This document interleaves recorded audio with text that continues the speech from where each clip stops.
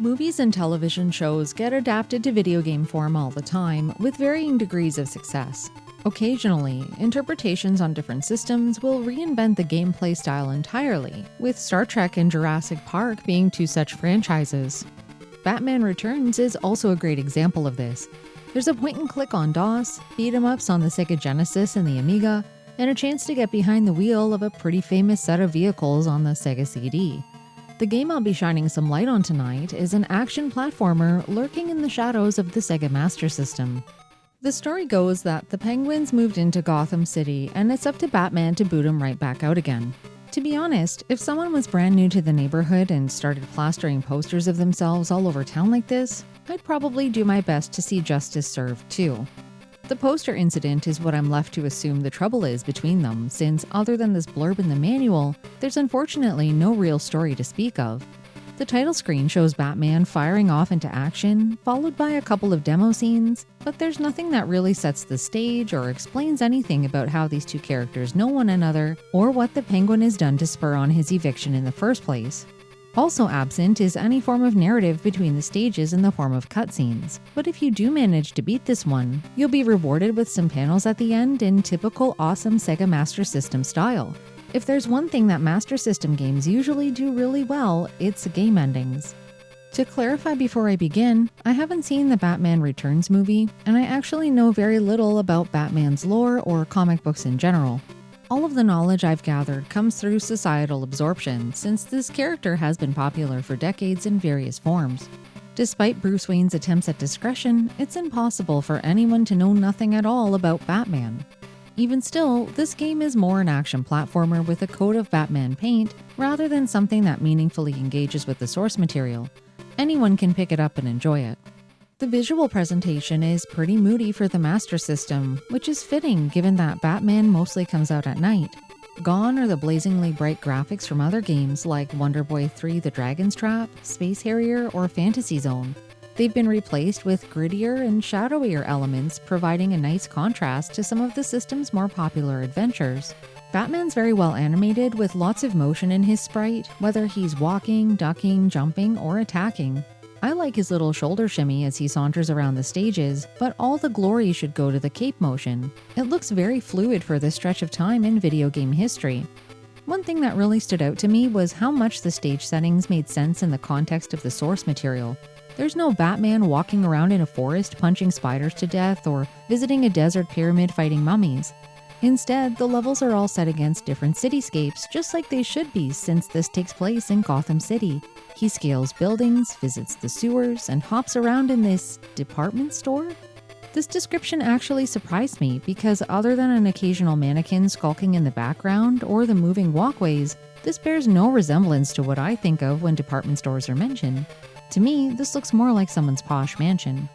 It would be a disservice to video game music lovers to skip over how amazing the soundtrack is.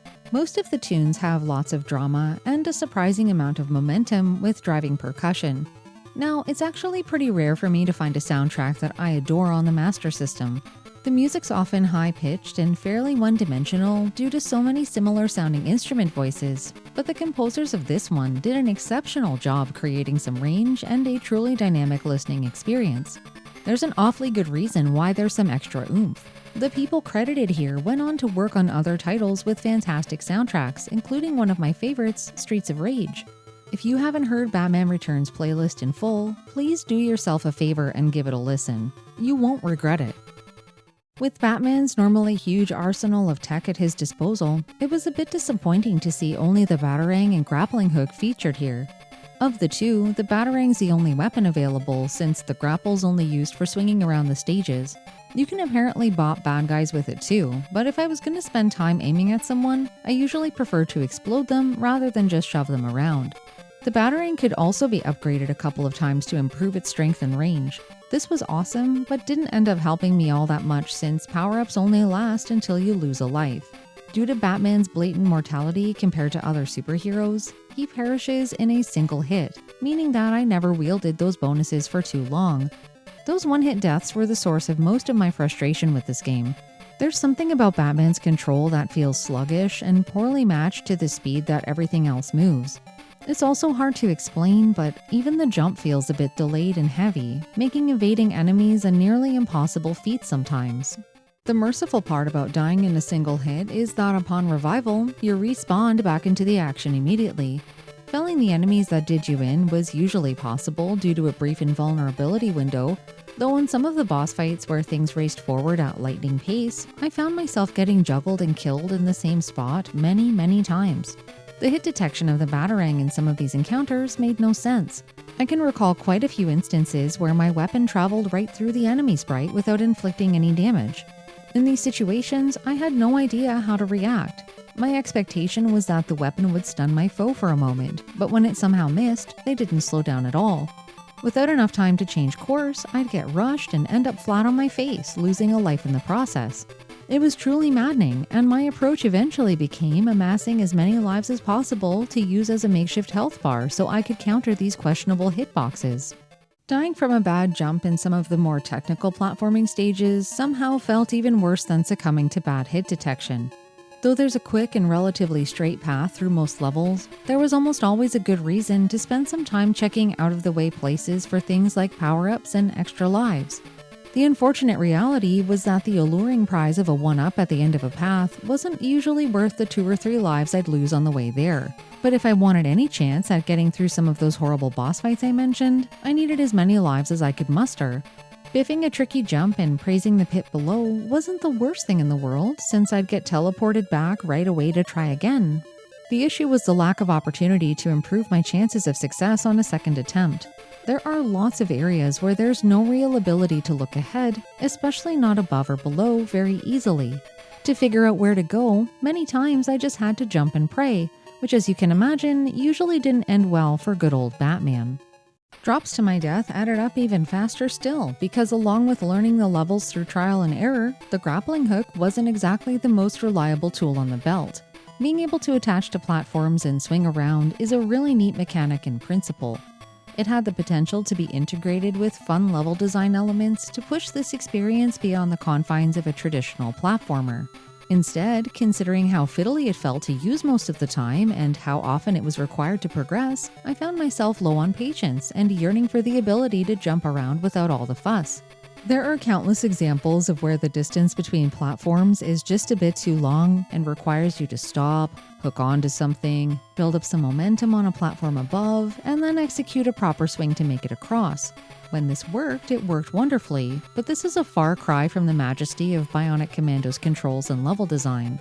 The number of times I missed platforms and tried to panic latch onto everything as I met with death again eventually grew to immeasurable amounts, which doesn't bode well for my personal recommendation for this title. For some context, this waterfall stage with all the swinging and jumping is the final one of the game.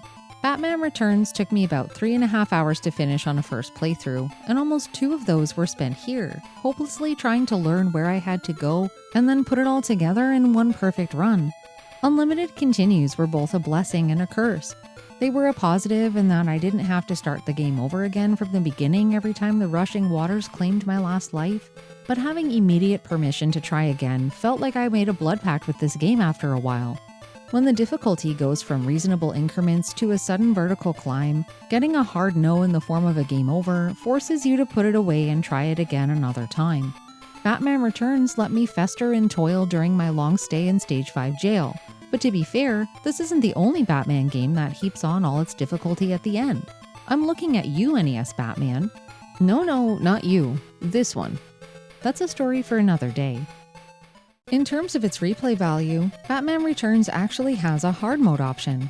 Route 2 is another way to play through the same stage set, but all I noticed about it was that there are way more hazards around. In the first stage, apparently construction crews were called in to remove most of the streets, while the shopping mall has more things on fire. I didn't have enough patience left after completing the first route to give this one a proper go, but it is nice that there's something else to work towards and an experience that can be finished in a couple of hours the first day playing it. Batman Returns on the Master System is honestly a mixed bag. Its top contender soundtrack and gorgeous visuals really dig into the aesthetic of what many would want from a Batman game. The biggest downsides are unfortunately some of the game's main components that make playing through pretty rough around the edges. muddy controls, inconsistencies with attacking and grappling, and a final stage that made me want to throw my controller into traffic after a while. At best, I'd call this a mediocre experience worth having if you want to step into the Batsuit for yourself, but there are way better games to act as ambassadors for both Batman and the console.